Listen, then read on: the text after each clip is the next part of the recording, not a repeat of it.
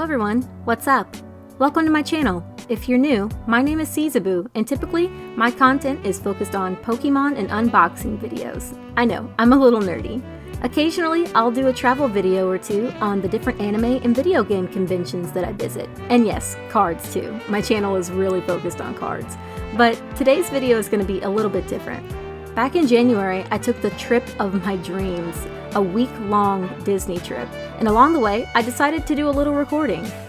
Although I didn't really speak, I still decided that I wanted to show you all everything that I did and talk about my experience, so I'm gonna kind of be your little narrator throughout these videos. With this series, I plan on there being maybe 2 or 3 videos. I'll be taking you all to all 4 Walt Disney World parks, Magic Kingdom, Hollywood Studios, Epcot, and Animal Kingdom, and we're gonna do a little bit of shopping at Disney Springs. We arrived at Orlando International Airport, and before we caught an Uber to our hotel, we decided to do a little shopping in the airport. I visited the SeaWorld store, which I would love to go back to Florida and visit one day, and of course, we had to stop at the Disney store. So, doing a little bit more talking, after the parks, we also will be showing off the Disney Wish, one of Disney's newest cruise boats. Our cruise was also a little bit special because it was actually the first time that the Disney Wish got to go to Lookout Cay. And honestly, I've heard that it won't be back until 2026. So, with the little intro out of the way and all of the explaining done, let's go ahead and get started with this video series. I'm super excited and I hope you all will stick around for the series and enjoy it. Oh, and by the way, nothing is sponsored in my videos, so the only way that really you can help out the channel is subscribe and just watching the video. It really helps. Anyway, I appreciate it, and let's get started.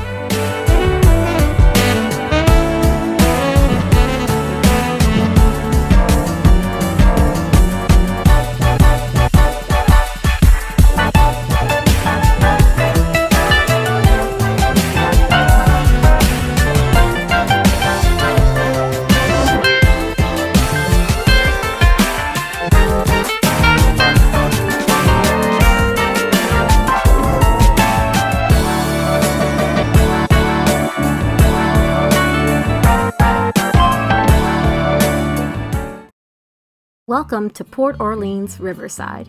While booking my trip, I did a lot of looking into where I wanted to stay. I had considered the Grand Floridian, or maybe the Polynesian, but the prices were just a little too much, and I had heard that the buses there could be a nightmare to get on. My family has a love for New Orleans culture, and we wanted to relax, so we decided that Port Orleans Riverside was our best option. Plus, who doesn't enjoy a nice and leisurely walk in the morning before the parks to get some delicious beignets? So the weather during our first day was a little wet. Okay, actually really wet. Before we arrived, Florida was actually having a very strange cold front, and it was so cold that it was actually snowing to the north of us. But we weren't going to let a little rain stop us. I was prepared for it, but maybe not the 30-degree weather in the morning, every morning that we were going to the parks. But still, we had a really good time. Our first day consisted of exploring the shops at Disney Springs and relaxing around the resort. One of the perks of staying at Riverside is that you can take a ferry over to Disney Springs. We really enjoyed it, and although it was a little wet, honestly, if I went back again and the weather was nice, I would definitely take the boat again to Disney Springs.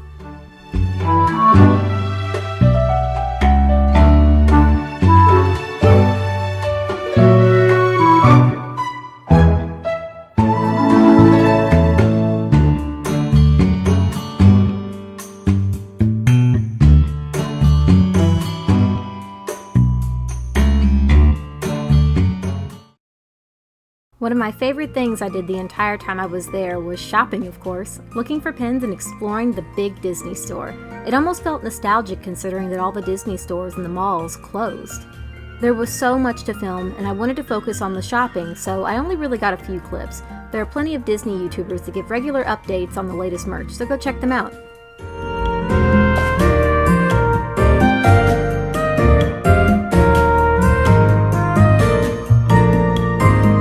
For lunch, we headed to Morimoto, Asia, and they had some of the best authentic sushi I'd ever had. The vibe of the restaurant was very comforting, and we made a reservation, but we were there on a Thursday, so we probably could have just walked right on in instead. But still, I really recommend this place if you love sushi or Japanese food. It was really cool. Also, stop by Uniqlo for the latest Japanese fashion.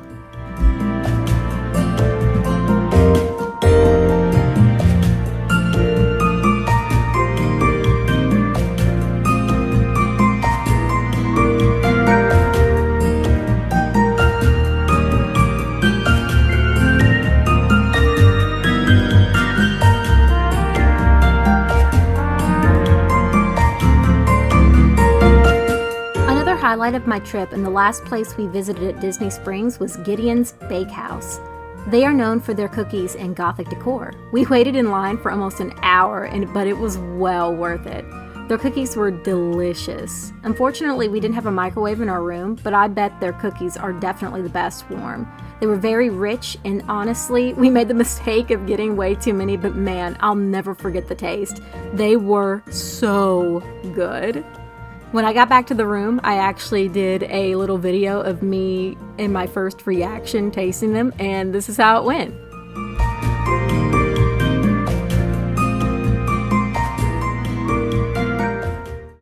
Second day started with what I had mentioned we'd be doing in the beginning of the video, a nice walk to Port Orleans French Quarter for some beignets. By the way, just me talking, but I was playing some Pokemon Go and Pokemon Sleep while on my trip. When we got back home, it had said that we had done over 60 miles of walking on our entire trip. I could definitely believe it with how sore I was, so if you plan on staying at a resort like Riverside, be prepared to do some walking, because you're going to definitely be walking and you're definitely going to feel it.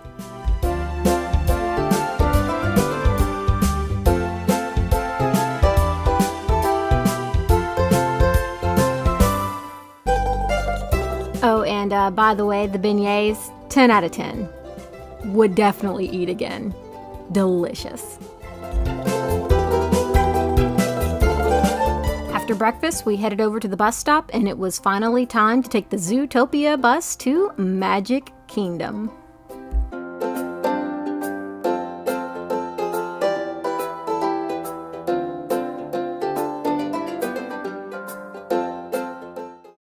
I gotta say, there's something magical about seeing the castle for the first time on a trip at Magic Kingdom. The last time I was there, the castle was actually a completely different color, and although I prefer the old look, the castle is still very pretty to look at. It was particularly cold when we arrived at the park, and we had thought that it would scare away some people, but no, it didn't. It was very busy, and I'm going to be honest, it was actually really hard to take pictures and get close to the castle. This may have also been because it was 9 a.m. too, and everybody was also just getting in the park, same as us. We had early access, but we loved to sleep in and knew that we would need our rest to tackle all the parks in the next couple of days. We paid for Lightning Lane for some rides, so we decided to visit Under the Sea Journey of the Little Mermaid. It was a Scuttle retelling of the story of Ariel, and it was actually really cute. Compared to the Bayou Adventure animatronics, which I'll talk about later, you can tell they are a tad bit outdated, but the ride was still really cute and fun. Next up, Tomorrowland. The best way to get around and look at the place is the People Mover.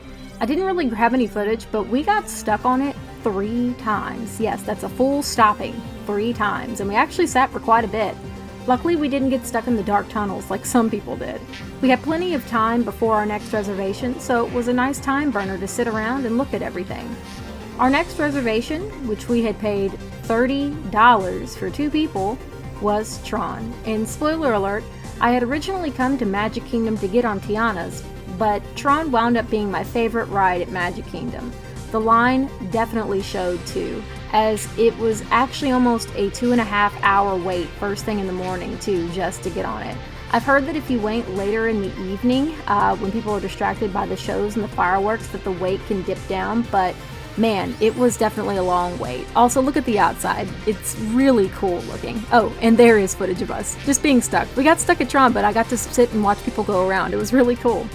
Oh, and just a small rant too. If you know you won't be back to the parks for a while and, you want to get the most out of your trip, just pay the money to skip the line. Trust me, you'll thank yourself later.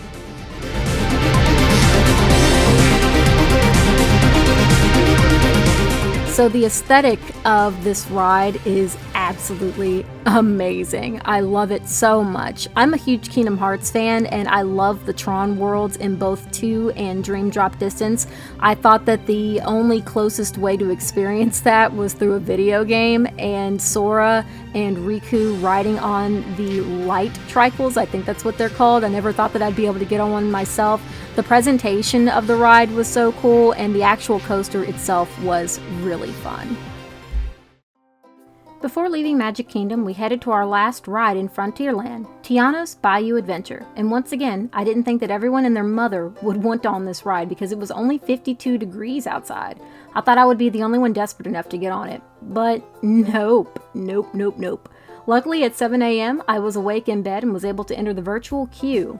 I was a part of the 12:30 group, so I had plenty of time to enjoy other things before needing to get on this ride and then leave for the other park. With that being said, how did I like the ride? It was my most hyped ride of all the parks, right? Well, I was a tad bit disappointed. Don't get me wrong, the decor is great. The smell of beignets in the line and the decor, fantastic. And a thing to note too before I say this, I had never gotten on the original ride, Splash Mountain. But even without me being on it, it felt reskinned. I don't know, maybe I would have enjoyed the ride more if I wasn't worried about getting wet. I mean, everybody had raincoats ready. I was ready, I didn't want to ruin my hair. I didn't know how wet I would get, and maybe if it had been a little bit warmer, I would have been like, oh, I'm fine. I'm going to enjoy this. But I don't know, something was off. I also want to say too that towards the end of the ride, Tiana was broken. She wasn't moving her arms at all. So anyway, after a little bit of a disappointing ride, we finally headed off to the last location of our video for the day, Hollywood Studios. My first time at Hollywood Studios. I gotta admit, it was really cool seeing the Skyliner for the first time and getting to experience the park for the first time. It's a feeling that I'll never forget. I hear people say that this park is more of a half-day adventure. This is why we took advantage of the Park Hopper Pass we had bought and decided that we were only going to get on a couple of rides and then go back to the room for the rest of the day. We also had a dinner reservation at the Sci-Fi Diner. More on that later. So, I'm not a Star Wars fan. The only thing that I like is like Mandalorian and the prequels. Don't come after me, by the way. Anyway, the layout of this park is incredible, and if I were a fan, I would love it. It actually felt like I was on the planet Batuu. They had stormtroopers and Mando walking around. The merch was great. I really enjoyed it as a casual person just walking around the park. And as you saw earlier, we had gotten on Smuggler's Run on standby, and the wait wasn't long at all, only like 15 minutes. We basically walked right on, and it was a really cool ride. Oh, and I also kind of found it weird that it really wasn't attached to Batuu. I'm gonna assume that it was built earlier on before it, but I was really shocked that ride wasn't full. It was really fun.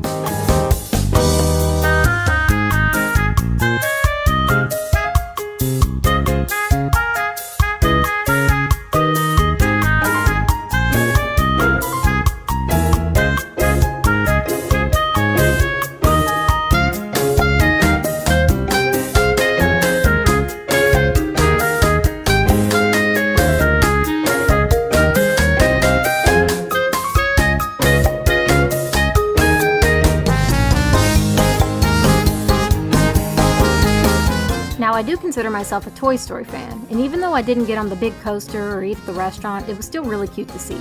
The main ride that we were there for was Mickey and Minnie's Runaway Railway. We decided to do standby and we waited 45 minutes, which was probably more like an hour, but it was totally worth the wait. The visuals were immersive, the ride was fun, the trackless card idea was really cool, and I felt like the ride was really engaging. Just a small bit of information about Sci-Fi. We did have to wait a little longer though for check-in, even though we did check in early. This restaurant was more about the experience than the food. They had a good milkshake and a mean burger, and all they did was really just kind of replay old clips up on the screen. You can sit on like a bench that's pretty much designed like a car, with others either behind or in front of you. It was an interesting experience, and if you like things like that, I would definitely give it a try. My partner and I are really big fans of the drive-ins up here in Pennsylvania, so it was kind of like that, but it was more dark and more of like an eating-in experience. It was still fun though. Definitely give it a try if you're down there. And that is going to be all for part 1 of my week-long Disney trip. We had a blast at Magic Kingdom and Hollywood Studios, but next part we will be moving on to Epcot and Animal Kingdom. If you all don't want to miss that video, be sure to subscribe to the channel and like the video. I'll catch you all next time with another travel video. Until then, peace out. See you later. Bye.